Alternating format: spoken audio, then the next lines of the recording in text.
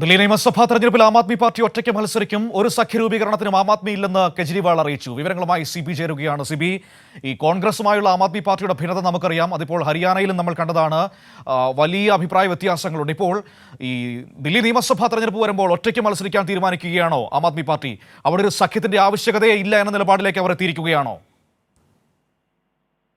മനു, നേരത്തെ തന്നെ ആം ആദ്മി പാർട്ടി ഇക്കാര്യം വ്യക്തമാക്കിയിരുന്നു. ഇന്നിപ്പോൾ അരവിന്ദ് കെജ്രിവാൾ വീണ്ടും ആവർത്തിക്കുകയാണ്. ദില്ലി നിയമസഭാ തെരഞ്ഞെടുപ്പ് ഈ അടുത്ത ഫെബ്രുവരി വരാൻ പോവുകയാണ്. അതുകൊണ്ട് തന്നെ ആ നിയമസഭാ തെരഞ്ഞെടുപ്പുമായി ബന്ധപ്പെട്ടുകൊണ്ട് ആദ്യഘട്ട സ്ഥാനാർത്ഥി പട്ടികയ്ക്ക് ആം ആദ്മി പാർട്ടി കഴിഞ്ഞ ദിവസം പുറത്തിറക്കിയിരുന്നു. ഇപ്പോൾ അരവിന്ദ് കെജ്രിവാൾ ഇന്നിപ്പോൾ വാർത്താ സമ്മേളനം വിളിച്ചപ്പോൾ നിലപാട് ഒന്നുകൂടി ആവർത്തിക്കുകയാണ്. അതായത് ദില്ലിയിൽ ആം ആദ്മി പാർട്ടി ഒരുമിച്ച് മത്സരിക്കും.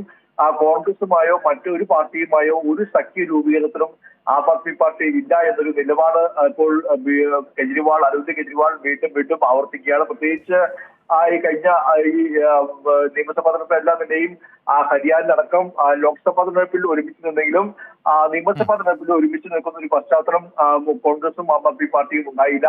എന്തായാലും ഈ ഒരു നിയമസഭാ തെരഞ്ഞെടുപ്പിൽ ദില്ലിയിൽ വരാൻ പോകുന്ന നിയമസഭാ തെരഞ്ഞെടുപ്പിൽ ആം ആദ്മി പാർട്ടിയുമായി കോൺഗ്രസുമായി ആം ആദ്മി പാർട്ടി ഒരു സഖ്യ രൂപീകരണമില്ല എന്ന് ഇപ്പോൾ കെജ്രിവാൾ വീണ്ടും ആവർത്തിക്കുന്നു. അതേസമയം തന്നെ ദില്ലിയിലെ ക്രമസമാധാന നില തകർന്നുവെന്നും കെജ്രിവാൾ ചൂണ്ടിക്കാട്ടുകയാണ്. ദില്ലിയിൽ പലയിടത്തും വെടിവെപ്പുകൾ ഇങ്ങനെ നടക്കുന്നു.